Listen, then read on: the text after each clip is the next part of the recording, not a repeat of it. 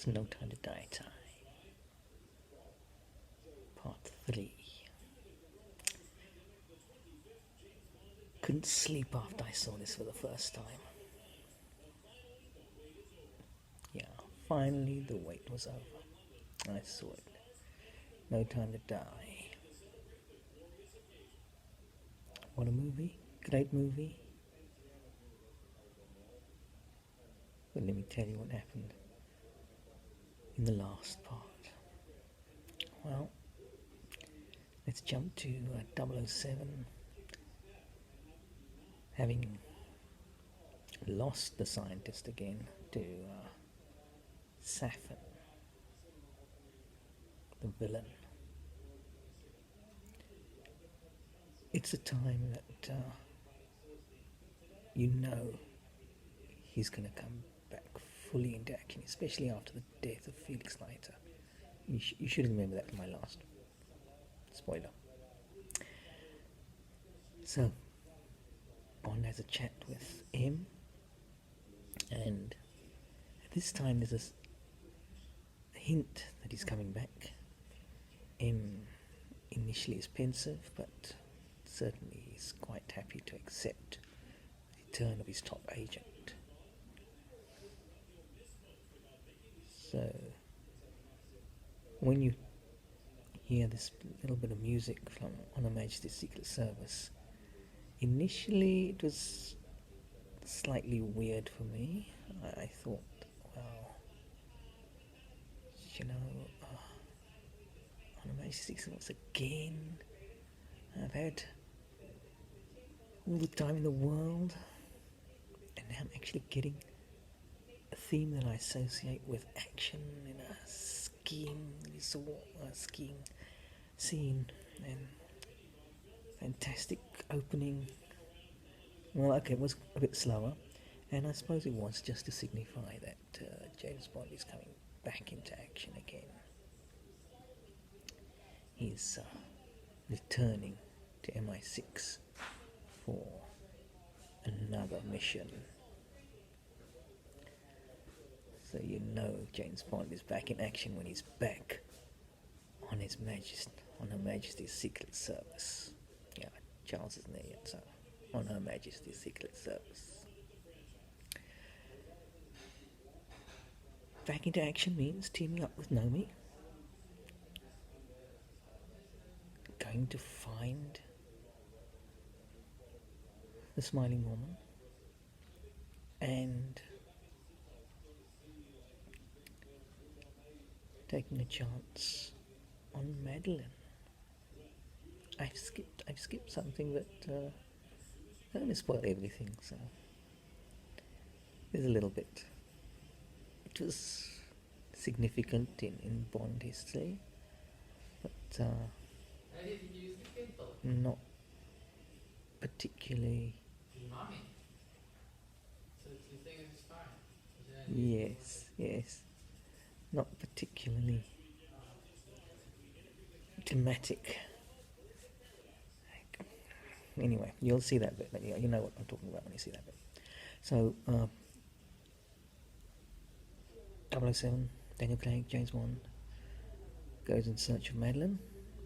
Of course, she's out there in Norway, back in the pre-title house. It's a bit eerie that she goes back there, actually. Anyway, guess what?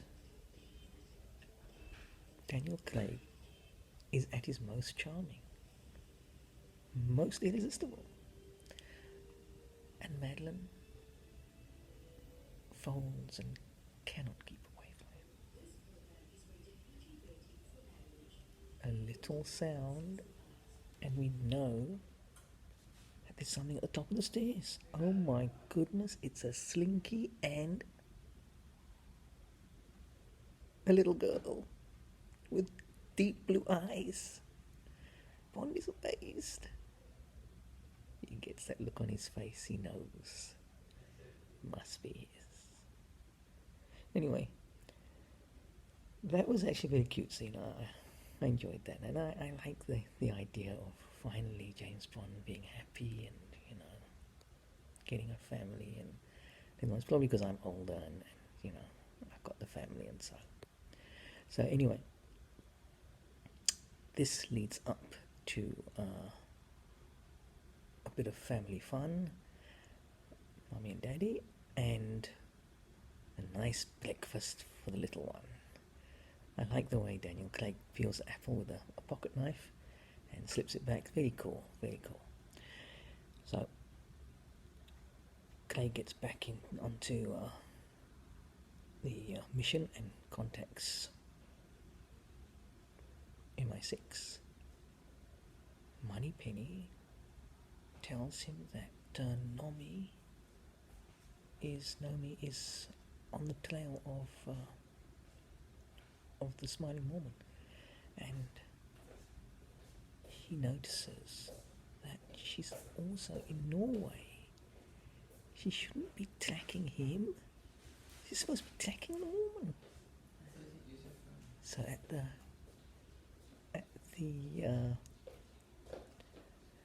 time, Bond is nonplussed, you know. Of course, the Mormon's there in Norway, and he's after Bond and his wife, his lover and daughter.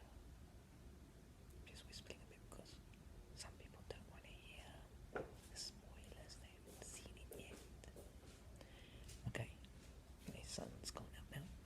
But the thing is, the action after this is another highlight of the movie. Okay, some people say it's like a Star Wars jungle that they're going through while being chased by these assassins. But just overlook that a bit. It does look like forestry that we've seen before. In fact, I thought it looked a bit like the forestry towards the end of GoldenEye. But it does look a lot like the Star Wars forest scenes as well.